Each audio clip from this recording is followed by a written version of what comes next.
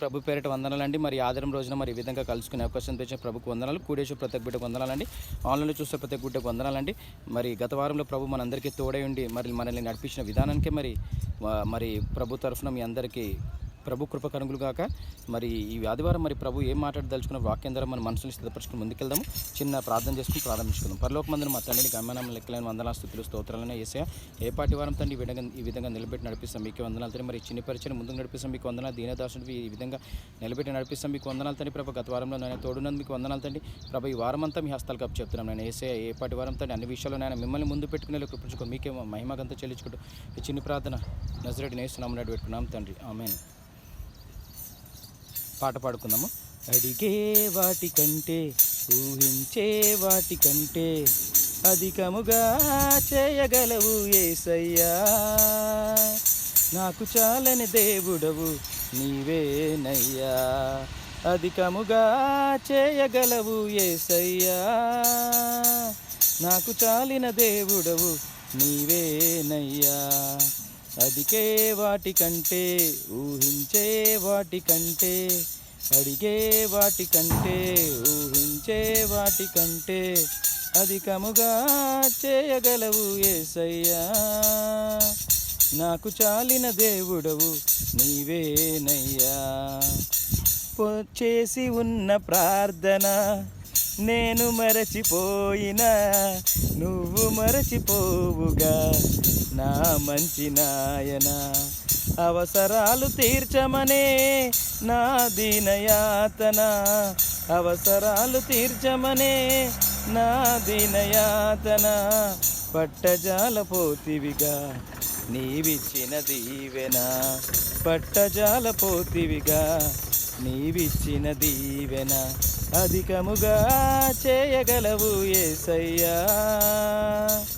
నాకు చాలిన దేవుడవు నీవేనయ్యా. అధికముగా చేయగలవు యేసయ్యా. నాకు చాలిన దేవుడవు నీవేనయ్యా. అడిగే వాటికంటే ఊహించే వాటికంటే. హల్లెలూయా. మరి మార్కు 12వ అధ్యాయము 18 నుంచి 27 వచనాలు చూసుకుందామండి. మార్కు 12:18-27. 18వ వచనం. పునరుద్ధానం లేదని చెప్పిన సద్దుకైలు ఆయన యొద్దకు వచ్చి, బోధకుడా, తన భార్య బ్రతికి ఉండగా ఒకడు పిల్లలు లేక చనిపోయిన వాని సహోదరుడు వాని భార్యను పెండ్లి చేసుకొని తన సహోదరునికి సంతానము కలుగజేయవలనని మోషే మాకు వ్రాసి ఇచ్చెను. 7 సహోదరులుండిరి. మొదటివాడు ఒక స్త్రీని పెండ్లి చేసుకుని సంతానం లేక చనిపోయాను గనుక రెండోవాడు ఆమెను పెండ్లి చేసుకొనెను, వాడు సంతానం లేక చనిపోయాను. అట్లే మూడోవాడును చనిపోయాను. ఇట్లు 7 సంతానం లేకయే చనిపోయిరి. అందరి వెనుక ఆ స్త్రీయు చనిపోయాను. పునరుత్థానమందు వారిలో ఎవనికి ఆమె భార్యగా ఉండును? ఆమె ఆ 7 భార్య అయిన గదా అని అడిగిరి. అందుకు యేసు, మీరు లేఖనములను గాని దేవుని శక్తిని గాని ఎరుగక పోవుట వలననే పొరబడుచున్నారు. వారు మృతులలో నుండి లేచునప్పుడు పెండ్లి చేసుకొన్నరు, పెండ్లికియ్యబడరు గాని పరలోకమందున్న దూతల వలె నుందురు. వారు లేచెదరని మృతులను గూర్చిన సంగతి మోషే గ్రంథమందలి పొదను గురించి భాగంలో మీరు చదవలేదా? ఆ భాగంలో దేవుడు, నేను అబ్రహాం దేవుడును, ఇస్సాకు దేవుడును, యాకోబు దేవుడునని అతనితో చెప్పాను. ఆయన సజీవుల దేవుడు గాని మృతుల దేవుడు కాడు. కావున మీరు బహుగా పొరబడుచున్నారని వారితో చెప్పాను.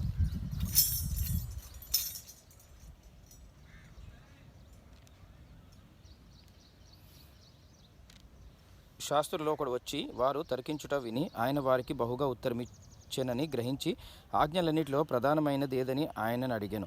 అందుకు యేసు, ప్రధానమైనది ఏదనగా, ఓ ఇశ్రాయేలు వినుము, మన దేవుడైన ప్రభు అద్వితీయ ప్రభు. నీవు నీ పూర్ణ హృదయంతోను, నీ పూర్ణ ఆత్మతోను, నీ పూర్ణ వివేకంతోను, నీ పూర్ణ బలముతోను నీ దేవుడైన ప్రభువును ప్రేమింపవలెననున్నది ప్రధానమైన ఆజ్ఞ. రెండవది, నీవు నిన్ను వలె నీ పొరుగువాన్ని ప్రేమింపవలెను అనేది రెండవ ఆజ్ఞ. వీటికంటే ముఖ్యమైన ఆజ్ఞ మరి ఏదీ లేదని అతనితో చెప్పాను. ఆమేన్. ఆ శాస్త్రి, బోధకుడా, బహుగా చెప్పితివని, ఆయన అద్వితీయుడనియు ఆయన తప్ప వేరొకడు లేడనియు నీవు చెప్పిన మాట సత్యమే. పూర్ణ హృదయంతోనూ పూర్ణ ఆత్మతోనూ పూర్ణ బలముతోనూ ఆయనను ప్రేమించుట ఒకడు తన్ను వలె తన పొరుగువాన్ని ప్రేమించుట సర్వాంగ హోమములన్నిటికంటే బలుల కంటే అధికమని ఆయనతో చెప్పాను. అతడు వివేకముగా నుత్తరమిచ్చనని యేసు గ్రహించి, నీవు దేవుని రాజ్యమునకు దూరంగా లేవని అతనితో చెప్పాను. ఆ తర్వాత ఎవడునూ ఆయనను ఏ ప్రశ్న అడగలేక తెగింపలేదు. ఆమెన్. సో మనం ఇక్కడ చూసుకున్నట్లయితే మార్కు 12:18-34 వరకు చదివానండి. ఎందుకు చదివానంటే మరి అక్కడ కంటిన్యూషన్ భాగం కూడా మరి మంచిగా అనిపించింది నాకు.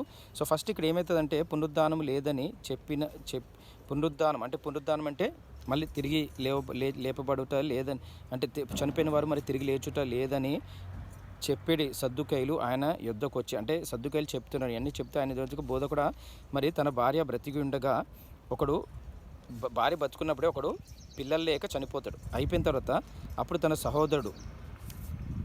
సహోదరుడు సంతానము కలుగజేయలేమని మోషే మాకు చనిపోయిన వాని సహోదరుడు వాని భార్య పెండ్లి చేసుకుని తన సహోదరునికి సంతానం కలుగజేయాలని మోషే మాకు వ్రాయిసి, అంటే ఇప్పుడు ఒకడు పెళ్లి చేసుకుంటాడండి. చేసుకున్న తర్వాత చనిపోతాడు పిల్లలు లేక. అప్పుడు సెకండ్ వాళ్ళ బ్రదర్, ఆయనకి ఇంకో బ్రదర్ ఉన్నాడు. ఆ బ్రదరు మరి ఈ ఈమెని పెళ్లి చేసుకుని తన సహోదరుని సంతానం కలిగజేయచ్చని మోషే మాకు రాసిచ్చాను అన్నప్పుడు 7 సహోదరులు, అంటే ఇప్పుడు మూడో బ్రదరు ఆ ఒక్క ఆమెని పెళ్లి చేసుకుంటాడు, మళ్ళీ పిల్లలకి అంటాడు, చనిపోతాడు. 4వ వాడు పెళ్లి చేసుకుంటాడు, చనిపోతాడు. 5, 6, 7 అట్లనే పెళ్లి చేసుకుని అదే భార్యని పిల్లలు కనుక చనిపోతుంది. తర్వాత ఆమె కూడా చనిపోతుంది. మరి పునరుద్ధానం నందు మరి 7 మరి పెళ్లి చేసుకున్నారు కదా ఆమెని, మరి 7కి మరి ఈమె ఎవరి భార్య అని క్వశ్చన్ చేస్తారు యేసు ప్రభువుని. క్వశ్చన్ చేయగానే అందుకు యేసు, మీరు లేఖనములను దేవుని శక్తిని కానీ ఎరుగక పోవుట వలననే పొరబడుచున్నారు. అంటే మీరు లేఖనములు చదవట్లేదు, దేవుని శక్తి చదవట్లేదు కాబట్టి పొరబడుచున్నారని చెప్పి యేసు ఈ వచనం చెప్పి, అప్పుడు వారు వచనం చెప్పి, మీరు లేఖనములు చదవట్లేదు, దేవుని శక్తిని చదవట్లేదు, పొరబడుచున్నారని చెప్పి, వారు మృతుల నుండి లేచినప్పుడు పెండ్లి చేసుకొనరు, పెండ్లికి ఇవ్వబడరు. సో పెళ్లి చేసుకోరు, పెండ్లికి ఇవ్వబడరు. అంటే పెళ్లి చేసుకోరు, పెండ్లి చేయబడరు. కానీ పరలోకమందున్న దూత వలె వారు లేచెదరని మృతులను గూర్చిన సంగతి మోషే గ్రంథమునందలి పొదను గూర్చిన భాగంలో మీరు చదవలేదా? సో ఇప్పుడు మోషే మాకు ఇట్లా రాసిచ్చాడు. మరి ఒక భార్య ఇప్పుడు పిల్లలు లేక భర్త చనిపోతే ఆ భార్య ఇంకొకరిని పెళ్లి చేసుకోవచ్చు. అట్లా ఇప్పుడు 7 బ్రదర్స్ ఉంటే వాళ్ళందరినీ పెళ్లి చేసుకుని పిల్లలు కంటే వాళ్ళందరూ చనిపోతే ఇట్లా మోషే రాసిచ్చాడంటే, అప్పుడు యేసు ప్రభువు కూడా లేఖనం ద్వారానే ఆన్సర్ చెప్తారు. ఏంటంటే, ఇదిగో మీరు ఇది చదవలేదా? మరి పొదను గూర్చిన మోషే మరి గ్రంథం మందలి పొదను గూర్చిన భాగంలో మీరు చదవలేదా? ఏమనంటే పెళ్లి ఇప్పుడు ఏంటంటే చనిపోయే మృతుల నుండి లేచివారు పెండ్లికి ఇవ్వరు, పెండ్లి చేయబడరు, ఏం జరగవు, కానీ వాళ్ళు దేవదూతల్లాగా ఉంటున్నారు అని గ్రంథంలో చదవలేదా అని చెప్పి వాళ్ళనే క్వశ్చన్ చేస్తాడు యేసు ప్రభు. చేసినప్పుడు మళ్ళీ ఏమంటారు, ఆ భాగం దేవుడు, నేను అబ్రహాం దేవుడును, ఇస్సాకు దేవుడును, యాకోబు దేవుడు, అబ్రహాం దేవుడును, ఇస్సాకు, యాకోబు దేవుడు అని చెప్పి అతనితో చెప్పాను. ఆయన సజీవుల దేవుడు కానీ మృతులలో దేవుడు కాదని చెప్పాను. అప్పుడు కావున మీరు బహుగా పొరబడుచున్నారని వారితో చెప్పాను. సో మీరు పొరబడకండి. అబ్రహాం దేవుడు, ఇస్సాకు, యాకోబు దేవుడు నేను మీరు పొరబడకండి అని చెప్పి అప్పుడు యేసు ప్రభు వాళ్ళకి జ్ఞానోదయం చేస్తాడు. దేవుని శక్తిని, వాక్యాన్ని మీరు సరిగ్గా గ్రహించుకోలేకపోతున్నారని చెప్పి అప్పుడు యేసు ప్రభు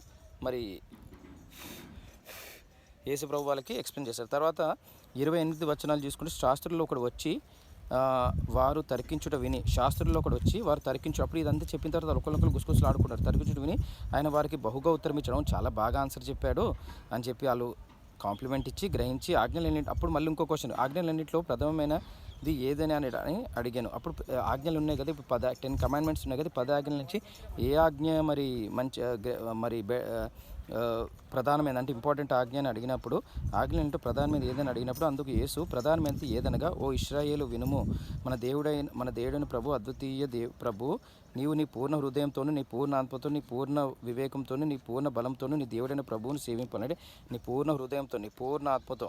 ఏమేమి ఉన్నాయండి ఇక్కడ పాయింట్లు? మన పాయింట్లు ఉంటే మనం రాసుకుందామండి. ప్రధానమైన ఆజ్ఞ ఏందని ప్రభువుని అడగగానే ప్రభు ఏం సెలవిస్తున్నాడు అంటే, నీ పూర్ణ హృదయంతోను, నీ పూర్ణ బలంతోను, నీ ఫస్ట్ ఏంటంటే, ఓ ఇజ్రాయేలా, నీ మన దేవుడైన ప్రభు, అద్వితీయ ప్రభు, నీ పూర్ణ హృదయంతోను, నీ పూర్ణ ఆత్మతోను, నీ పూర్ణ వివేకంతోను, నీ పూర్ణ బలంతో నీ దేవుడైన ప్రభువును సేవింపవలను నన్ను. నది ప్రధానమైన ఆజ్ఞ. రెండవ ఆజ్ఞ ఏంటంటే, నిన్ను వల్ల నీ పొరుగు వాళ్ళని ప్రేమించుడు. సో ప్రధానమైన ఆజ్ఞ, నీ పూర్ణ హృదయంతో, నీ పూర్ణ ఆత్మతో, నీ పూర్ణ వివేకంతో, నీ పూర్ణ బలంతో నీ దేవుడైన ప్రభువును సేవింపవలను అనేది మొదటి ఆజ్ఞ. రెండవ ఆజ్ఞ ఏంటంటే, నిన్ను వల్ల నీ పొరుగు వాళ్ళని ప్రేమింపవలనేది రెండవ ఆజ్ఞ. సో వీటికంటే ముఖ్యమైన ఆజ్ఞ మరి ఏం లేదని చెప్పి అతనితో చెప్పాను. ఆ శాస్త్రి బోధకుడు బహుగా చెప్పితీవని మళ్ళీ కాంప్లిమెంట్ ఇచ్చి, ఆయన అద్వితీయుడును, ఆయన తప్ప మరి వేరొక దేవుడు లేదని, వేరొక లేడని నీవు చెప్పిన మాట సత్యమే. పూర్ణ హృదయంతోను, పూర్ణ ఆత్మతోను, పూర్ణ బలముతోను ఆయనను సేవించుట, ఒకడు తనను వలె తన పొరుగువారిని ప్రేమించుట సర్వాంగ హోమముల కంటే మంచిది, బలుల కంటే అధికము అని చెప్పి మళ్ళీ వచనం చెప్పి అతడు వివేకంగా ఉత్తరమిచ్చదనని యేసు గ్రహించి, నీవు దేవుని రాజ్యమునకు దూరంగా లేవని అతనితో చెప్పాను.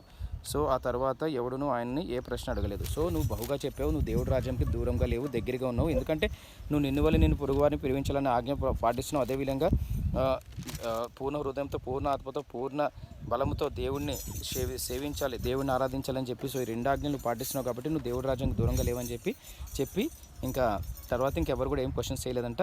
సో చిన్న ప్రార్థన చేసుకుని ముగించుకుందాం.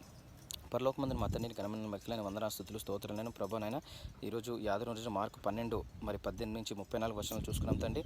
ఆయన కంటిన్యూషన్ ఉంది కాబట్టి నాయన దీంట్లో మంచిగా చెప్పారు తండ్రి. మరి భార్య భర్తల మధ్యన మరి పిల్లలు కలగలేనప్పుడు, భర్త చనిపోతే మరి భార్య ఇంకొకరు పెళ్లి చేసుకుంటే ఇంకొకరిని ఎలా ఉంటుంది అని వాళ్ళు పునరుద్ధానం గురించి అడిగారు తండ్రి. మోస్ట్లీ పునరుద్ధానం అనే టాపిక్ గురించి అడిగారు తండ్రి. మరి మీరు బాగా చెప్పారు. ఎవరు పెళ్లి చేసుకోరు, పెళ్లికి ఇవ్వబడరు, చనిపోయి తిరిగి లేచేటోళ్ళు, ఎందుకంటే వాళ్ళు దేవదూతల్లాగా ఉంటారని చెప్పారు. ఆ విషయానికి మీకు వందనాలు తండ్రి. అదేవిధంగా తర్వాత వాళ్ళు మళ్ళీ అడిగారు, మరి ప్రధానమైన ఆజ్ఞ ఏంది, మరి 10 ఆజ్ఞలు ఇచ్చారు కదా అని చెప్తే, ఎందుకంటే పొదల గురించి చెప్పారు కాబట్టి క్వశ్చన్ అడిగారు. ఎందుకంటే పొదల దగ్గర దేవుడు 10 ఆజ్ఞలు ఇచ్చారు మీరు మోషేకి పలక మీద, దానికి రిలేటెడ్గానే క్వశ్చన్ అడిగారు తండ్రి. మళ్ళీ తర్వాత 29 వర్షాల నుంచి చూసుకున్నట్లయితే, సో అప్పుడు మీరు మంచిగా చెప్పారు. ప్రధానమైన ఆజ్ఞలు అంటే, నీ పూర్ణ హృదయంతో, నీ పూర్ణ ఆత్మతో, నీ పూర్ణ మనస్సుతో, నీ పూర్ణ శక్తితో దేవుణ్ణి ఆరాధించాలి, సేవించాలి, వేరే ఏ దేవుడు లేరని చెప్పారు. అదేవిధంగా నిన్ను వల్ల నీ పొరుగు వాళ్ళు వేరించాలని ఆజ్ఞలు చెప్పారు. ఇవి చాలా బాగున్నాయని చెప్పి మీకు కాంప్లిమెంట్ వచ్చింది. మీరు ఆ శాస్త్రుడికి కాంప్లిమెంట్ ఇచ్చి నువ్వు దేవుని రాజ్యానికి దూరంగా లేవని చెప్పారు. తర్వాత ఎవరు క్వశ్చన్స్. అదేవిధంగా మేము కూడా ఈ రెండు ఆజ్ఞలను పాటించుకుని ముందుకెళ్ళి కృపచ్చు కోరుకుని వారమంతులు ఈ వచనాల నుంచి ధ్యానించుకుని మమ్మల్ని మేము బలపరుచుకుని, మా ఆత్మని మమ్మల్ని మేము పరిశుద్ధపరచుకుని మరి మేము ముందుకు సాగే కృపంచు కోరుకుంటూ మీకే మహిమగంతా చెల్లించి ప్రార్థన నజరేయుడైన యేసు నామమున అడిగి పెట్టుకున్నాం తండ్రి. ఆమేన్. అందరికీ shalom. Have great day. Thank you.